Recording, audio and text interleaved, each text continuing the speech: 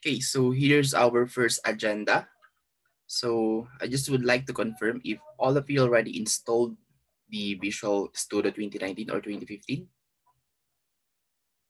Is there anyone here who has a problem or encountered an error upon installing the Visual Studio 2019 or 2015?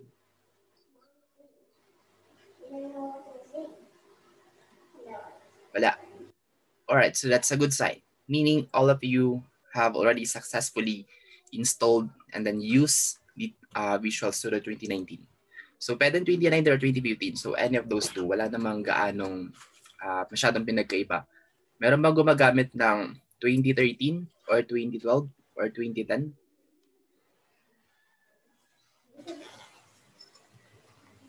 Wala.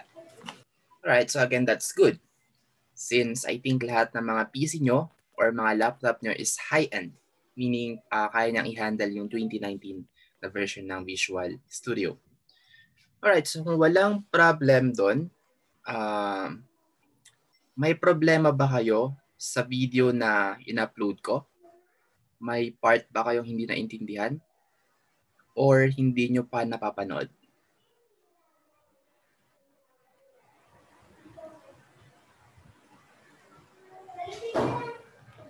Wala nagsasalita sa inyo ha. So, walang problema? Wala, sir. Alright, so again, that's 3 hours and 45 minutes video. Okay? So, meron kayong... Alright, so may nag-chat coming from Mr. Villanueva. Pardon, mahina po internet namin. Alright, so if there's a part that you didn't understand, so you can maybe pwede ka mag-type ka agad na, sir, paulit po. Ganun na lang. Okay? So anong part yung hindi mo masyadong marinig or hindi mo narinig, Mr. Villanueva?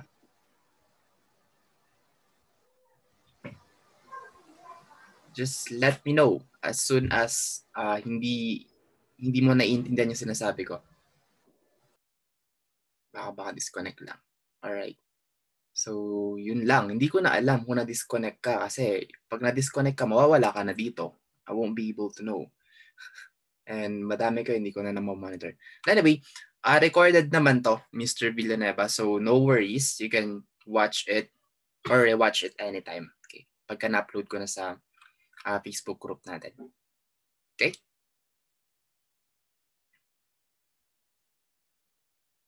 Alright. Okay, sige. Alright, so last week, we have a total of 4 meetings. Okay? And then, those 4 meetings are allotted for your module 1. Okay? Which is, as I've explained, that's 3 hours and 45 minutes. Okay? So, lahat ba kayo natapos nyo na yung module 1? Or lahat kayo natapos nyo na yung quiz 1 and quiz 2 na binigay ko sa module 1?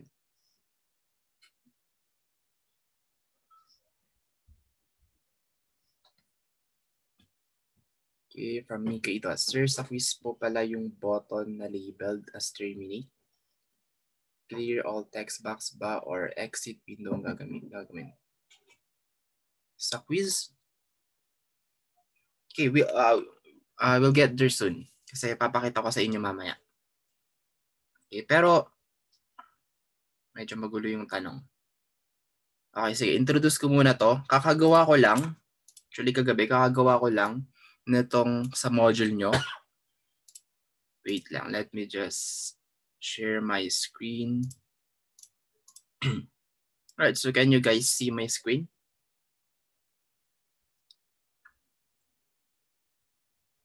Hello? Kita niyo yung screen ko? Yes, sir. Alright.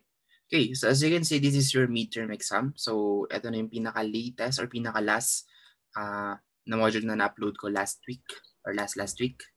And then ito na yung susunod, which is your BB1 Intro to Programming, which is I also uploaded in our group page.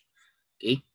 And then ito na yung additional, which is your first and second laboratory instructions. Okay? So, kung i-open nyo to, okay, so ganito yung magpapakita.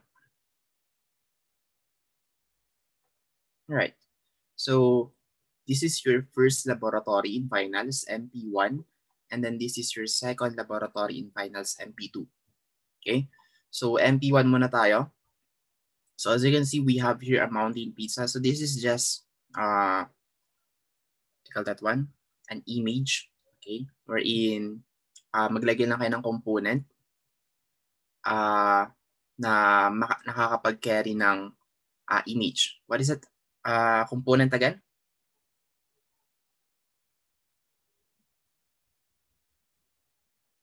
Wala.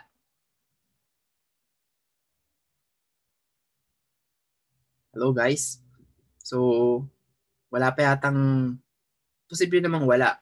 Ano yung component na pwede ka maglagay ng image?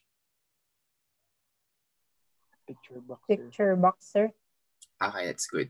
So, picture box to, and then we have a label here. Okay? And then another label. Or, pwede nyo namang gamitin yung snipping tool nyo para i-crop nyo to mismo and then save nyo siya as a picture and then yan, ilagay nyo na siya dyan sa picture box. Okay? And then we have a label here. And then another label, customer name, address, contact number, and then 3 text boxes. And then another text box. Okay? And then we have here a panel. Okay? So pwedeng panel to or any group, a group component. Okay? So, eto, gumamit siya ng, anong component yan? Yung may title. Okay? Yung panel kasi is walang title na mention ko doon. And then yung isa is pwede mo lagyan ng title. Okay? So, pwede mo gamitin yon and then ilagay mo siya dito para as one siya. Okay? And then we have here check boxes. And then radio buttons. And then check boxes. And then yung mga bilog, yun lang naman yung pinag-iba nila. Pag bilog, radio button yan. Kapag square, checkbox yung mga yan. Okay? And then yung mga yan, tick yung mga pangalan yan. Those are just labels. Okay? And then we have 2 buttons. Okay? One is for the close program. So alam nyo na yan kung napanood nyo na yung video, which is me.close yung program neto or yung code neto. And then compute total amount. So dito na yung medyo mahaba-haba. Kasi ginagawa ng button na to, kung ano yung in-order mo, let's say nag-order ako ng Supreme, regular size, and then another pizza is Hawaiian, family size. So there should be an equivalent amount of each of those rated buttons. So for family, let's say 300 pesos. For regular, let's say 200. For personal, let's say 100. So kung ano man yung pinili ko dyan, dapat makakompute siya dito as 1. Okay? So nag-order pa ako ng pasta, so madadagdag din yun dito. Nag-order pa ako ng drinks na pitcher, madadagdag din yun dito. Okay? So soon, ipapakita ko yung mini version nito para may basis kayo kung paano i-program each button or each radio button sa mga checkboxes. Okay? And then kung paano siya na-add as one and then will be shown into one text box only. Okay? Which is this one. Okay? So ganun sa pizza. And then sa Sirgit naman, kung napanood nyo na lahat yung nasa video, kasama na dito yung series at saka parallel. Okay? So, kung napanood nyo na yun, kasama na yung etong dalawang to. Okay? Which is parang nabanggit na kung paano yung series, nabanggit na rin kung paano yung parallel. So, dito pa lang may basis na kayo kung paano gagawin yung series at saka parallel. Okay? Ang nahalo lang, okay, ang aaralin nyo na bago is yung combination. Okay? So this one is a combination of a series and parallel. Okay? So meron tayong sample output dito. Okay? So I hope kita nyo. Meron tayong sample output and then sample input. So kung ito yung nilagay kong input, dapat ganito yung output na magpapakita. Okay? Same din sa parallel. Okay? Ganon din sa combination. Okay, yan yung mga sample outputs and then sample input. Okay, next. We have 3 buttons. So, compute, clear, and then terminate program. Okay, so compute, ganon din. So, kapag meron na kang input, pag click yung compute, magpapakita dito yung output. So, pagka-click ko ng compute, na-compute na yung 3. Okay? 3 makakompute yun. Yung series, yung parallel, at saka yung combination. And then kung papansin niyo, under siya sa I forgot the name of that component. But this one is like menu tab. I think yata yung pangalan. Wherein pwede kang maglagay ng 3 tabs. Yan. So pag click ko yan, magpapakita tong image na to. And then yung corresponding labels and then text box. And then for parallel, ito naman yung magpapakita. Okay? So papansin niyo sa series, voltage yung kinukuha, R1, R2, R3 voltage, or yung voltage across. And then sa parallel naman yung kinukuha is yung current. Okay? Current R1, current R2, and then current R3. And then for the combination, so ito na yung apat, which is a combination of voltages or voltage across of this resistor and then current across to this resistor. Okay? So, series and parallel, parang kayang-kaya nyo na kagad yan kasi meron tayong sample code dun sa program or dun sa module na binigay ko.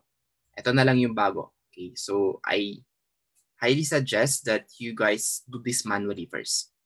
Okay? Hanapin yung pinaka-correct na formula and then that's the time that you can do it in your coding area. Okay? Kung ano ba yung tamang format ng formula. Right? And then, clear button. So, mangyari lang dito pag clinic mo yung clear is, yun na, mabubura lang lahat yung mga laman ng mga text boxes natin. And then, terminate program. So, alam nyo na yan. Same lang yan sa close button wherein yung code na ito is me.close. Okay? Alright, so yun yung dalawang laboratory nyo. Okay? For this final. So, dadagdagan pa natin yan kapag natapos na natin yung next na module, which is the module 2. Alright, so any question or clarification so far?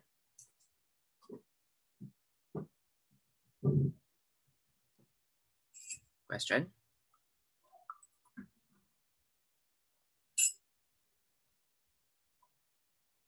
Anyone? Was clarification or anything kung may concern?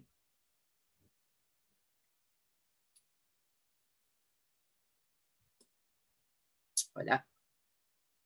Hello, are you guys still there? No questions, sir. Sa ngayon. So, kapag naka-encounter na kayo ng problem, so I think wala pang gumagawa sa inyo ng quizzes. Okay, so I hope may mga nakatapos na wherein, kasi ni isa walang nagtanong eh. Ibig sabihin, parang feeling ko it's either nagawa na yon or wala pang nagagawa. Ganun lang yun eh. Or hindi na.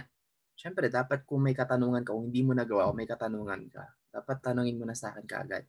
Okay, wala naman na ibang tutulong sa'yo maliban sa akin and then yung mga iba mong kaklase. Okay. So, sa'yo na yun. Okay, next one. One more thing nga pala. Meron pala tayong executable file ng dalawang program, yung first and second laboratory nyo. So, pag clinic nyo yan, close ko tuloy. Okay, pag clinic nyo yan, ito yung magpapakita. Okay? So, all you need to do is download that one. Okay, download mp1.exe. So, download ko lang. And then, sisave ko siya. Actually, download ko na siya. Sisave ko na lang siya. I-replace ko na lang. Then, after nyung ma-download, okay, so you can open that one. Okay? Ito yung first laboratory nyo. Okay? As your basis for now. Wala pa tong code. So, sample layout pa lang to. Okay? So, one more thing nga pala. Saka lang pala magiging activated to or saka lang siya, ang pinakatamang term, saka lang siya may enable. Okay?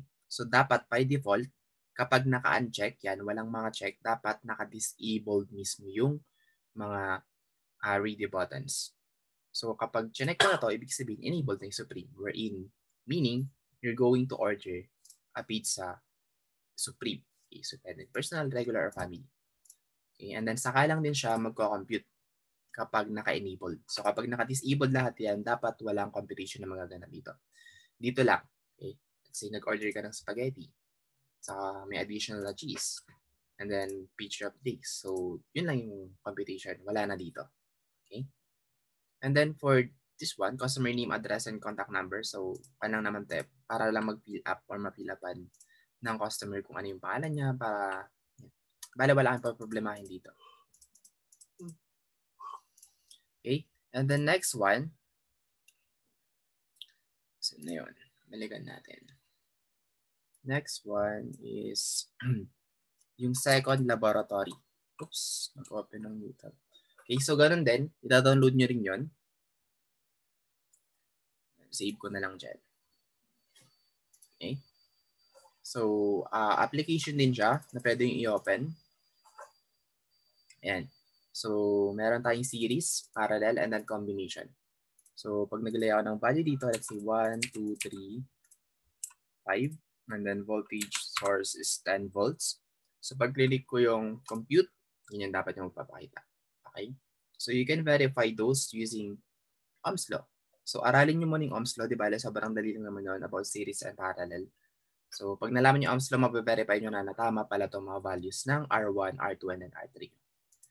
And then, same din sa parallel. So, automatic na yan. Nakapag click ko yung compute, na-solve na yung lahat yung tatlo. Series, parallel, and then the combination. Okay? And then, clear. So, i-clear niya lang lahat yung laman ng mga text boxes. Ano lang naman kasimple. And then, terminate program. So, yan, i-close mo lang naman mismo yung program. Same lang din siya dito. Okay?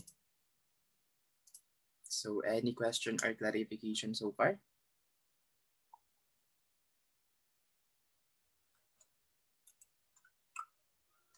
Question or clarification?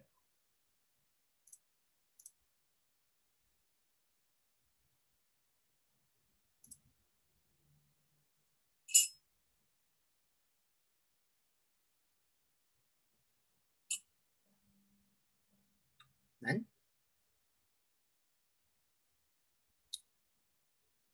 Hello, guys.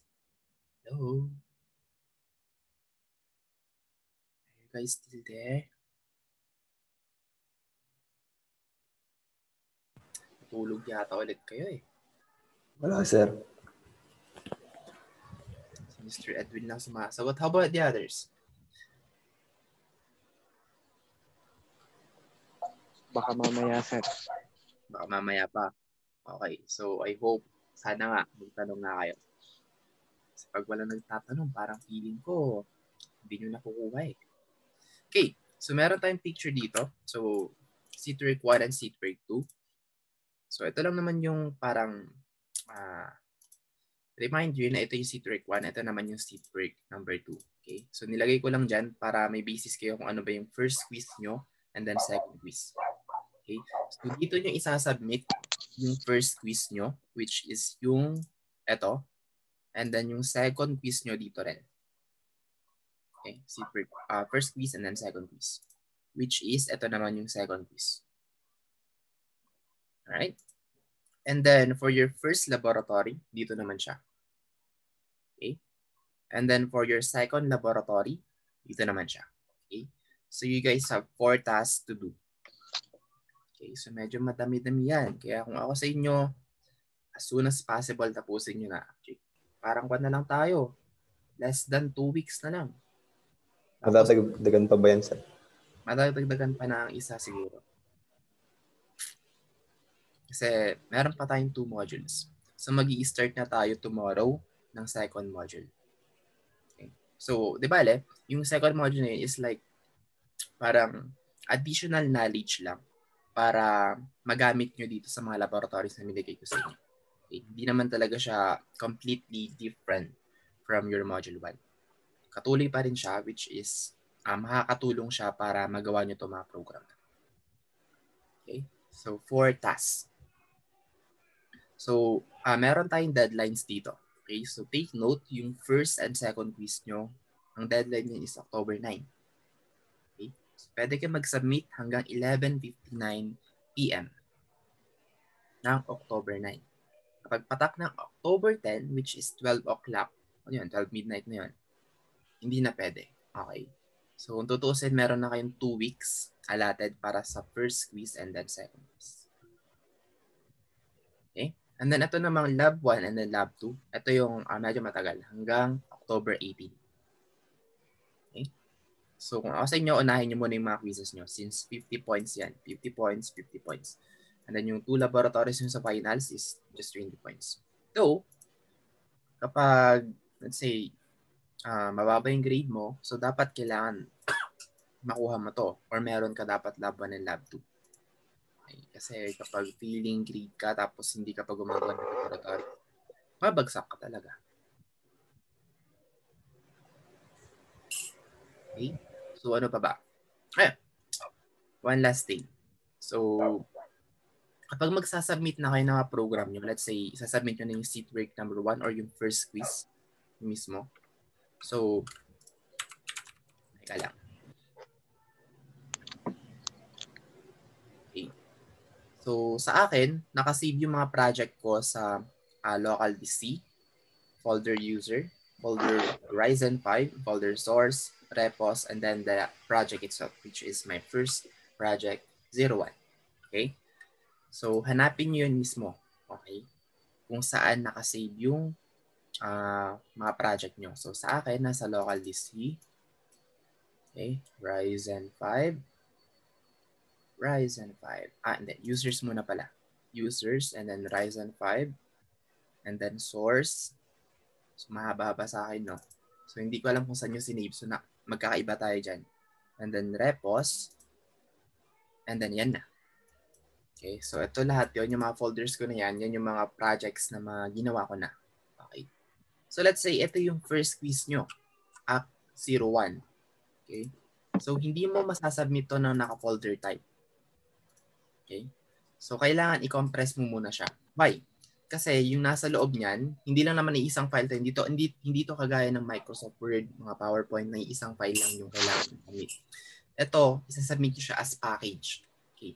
Bakit? Kasi hindi ko ma-open yung program nyo kung kulang yan ng isa. Okay? So mapansinin nyo, ito yung pinaka-folder. Pagpasok nyo, meron pa yan. Ito na yung parang application mismo. And then sa loob ng Act 01 na folder, nandito na yung design form ko. And then yung coding form ko. Okay, so designer and then yung .bb na form. So dalawa yon. Sa coding area and then sa user interface. So lahat yan mahalaga, kahit yung bin na yan, yung may project na yan. Pag may nawala dyan, okay, so hindi gagana yung program mo. So dapat isubmit siya as a package. So para masubmit nyo siya as a package, i-compress nyo muna siya. So gawin nyo lang to. Okay, delete ko muna kasi na-compress na yun. So right-click and then add to archive. Okay? Pagka-click nyo yan, pwede kayong pumili sa dalawa. So RAR or zip. Hindi ko pa na-try itong RAR 5. Pero to avoid conflict, RAR lang or zip. So pwede sa dalawang yan. Okay? So RAR, say pipiliin mo RAR. And then, yan na yun. Wala ka nang ibang babaguhin. And then click OK. Ayan. Na-compress na siya as RAR file. Okay? And then ito na yung isasubmit nyo sa Canvas. Okay? Dito nyo siya upload. Ano nga to?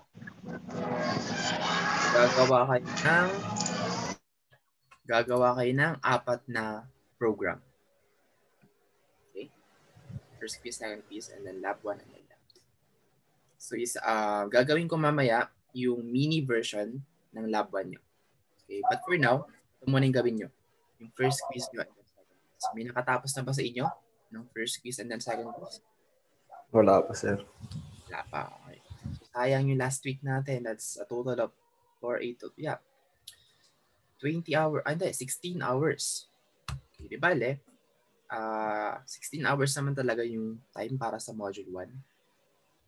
So, I hope matapos nyo talaga to this week. Kasi kung hindi, maghahabol kayo ng sobra-sobra. Okay? So, yun na lang muna sa ngayon.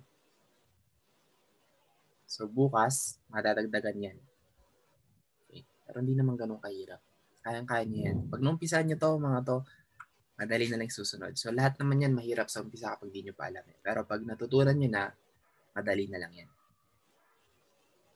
Alright, so mag-base muna kayo sa video na in-upload ko. And then kung sakali meron kayong problem or may na-encounter kayong problem, pwede nyo ako i-message right away.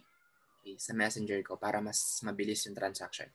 So, pwede nyo naman ako i-message dito sa Canvas, pero parang 6 times lang kasi ako parang bumibisita dito eh. Lalo na kapag may upload lang ako.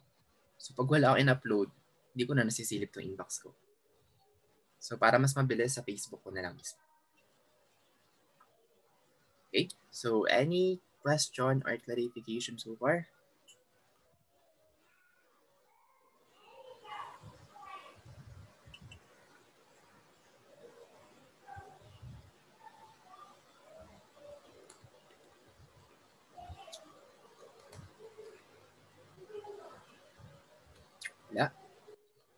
Bahala kayo dyan. Alright, so yun lang naman. So again, use these 3 hours or 4 hours of hours na useful or maging meaningful, kumbaga. Okay? Kasi talagang, yun, rush na kayo. So 4 hours yan. So at least man lang sana matapos yung isa, and then tomorrow is another 2 hours or 3 hours. So bahala kayo ilang oras kayo magpo-program. Pero kung ipo-program ko to, syempre saglit lang. Nagawa ko na siya eh. It will only take me less than 5 minutes. So, right. Hanggang doon lang muna talaga ngayon. Kasi pag dinagdagan ko pa, baka ma-stress na kayo. Alright. So sa mga wala na question, so pwede na kayong mag-leave. So, happy merienda sa inyo. Happy snacks. So sa mga may question, so pwede kayong maiwan. And then, pwede nyo akong kausapin or i-message.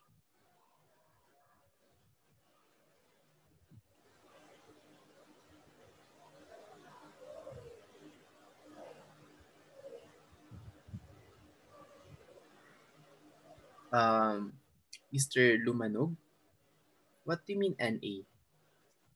Not available? Yes, sir. Yun yung nakalagay sa dashboard ko. Pero last week meron siyang percentage. Dashboard? Dito? Yes, Ito sir. mismo? Yes po, sir. Kasi pag clinic ko yan, magpapakita yung mga subjects ko. Yes, sir. Tapos di ba may nakalagay na percentage yung parang grading. Sa grade mo. Yes, sir. Sa natin? Sa ComFP? Hindi, sir. Pero sa atin, sir, Ibang meron ako. Sa ibang subjects po. Hindi ko lang sure. Ako hindi ko to magigradean sa inyo eh. Hindi ko magigradean yung mga laboratory. Hindi ko dito grinadean kasi matatagalan na ako. Kasi kailangan ko pang i-download yung mga file nyo. Hindi siya yung ibang file dito hindi nag-view ng Canvas. So hindi ko lang alam dun sa subject mo na yan kung anong nangyari. So sa inyo, blanco pa to lahat sa ngayon. Sa finals nyo na makikita. So kung matapos ko yung midterm nyo bukas or sa Wednesday, ibibigay ko na yung grade nyo. Pero sa isang subject, Mr. Lumanog, hindi ko alam kung ano nangyari. Supposedly, meron naman yun eh. So, dalawa lang yun. It's either percentage or yung score mismo. Bigyan na wala, sir. Two option kami eh. Hindi naman pwedeng tanggalin yun. Alam mo. We cannot hide it. Tapos, sir, chinek ko yung mga nasubmit ko na assignments. Nakalagay pa? Waiting to be graded. Na-grade na nung last week.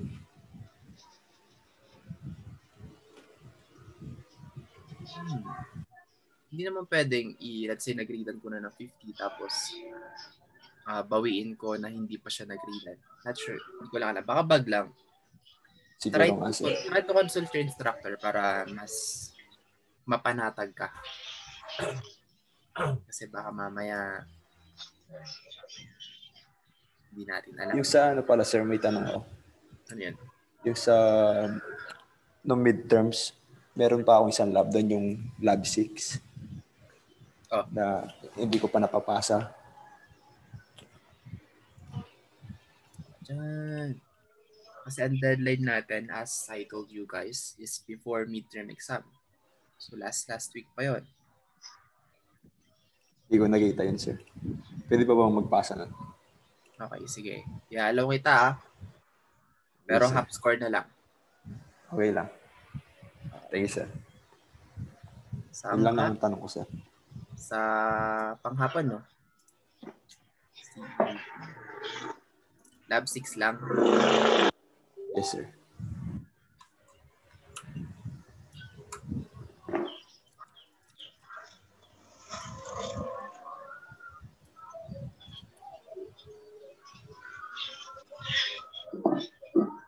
Submit mo today, Sir, may tanong ako.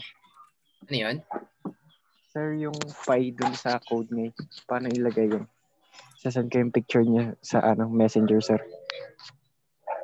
Yung file... Pi. 3.14 ganyan. Pi, sir. Sa messenger, sinend ko, piniem ko, sir. Okay, hindi kasi naka-open yung Facebook mo ngayon. Yun, pwede mo naman gamitin yung math.py. Naka-indicate naman doon, I think. Nasa notes natin yun. Math.py na code mismo para buong value ng pi. Math. So, wait lang. Hanapin ko sa... Nakalagay nga dun eh.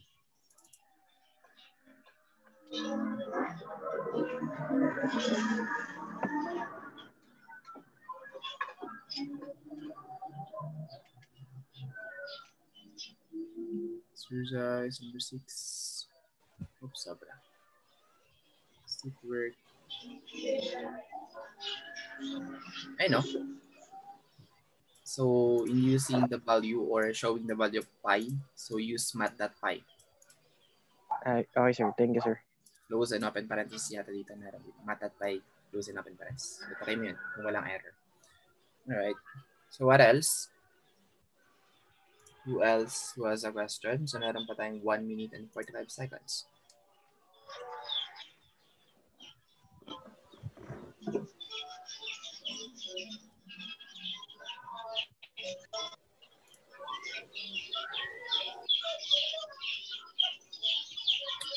VS Code, hindi. Iba yun. Iba yung Visual Studio Code. Okay? So, dapat ang gamitin nyo mismo is Studio 2019 or 2015. So, iba to Iba tong Visual Studio Code. So, dapat ito mismo.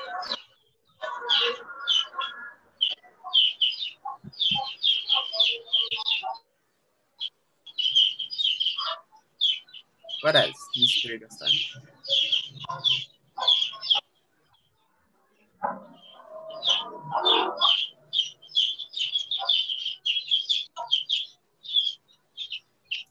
Alright.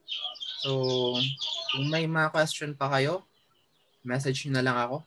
Kasi I think 20 seconds na rin natitira. Alright, Okay, so sir. bye-bye. Thank you, sir. Thank you, sir. Alright, so end ko na to. Thank you, sir. Welcome.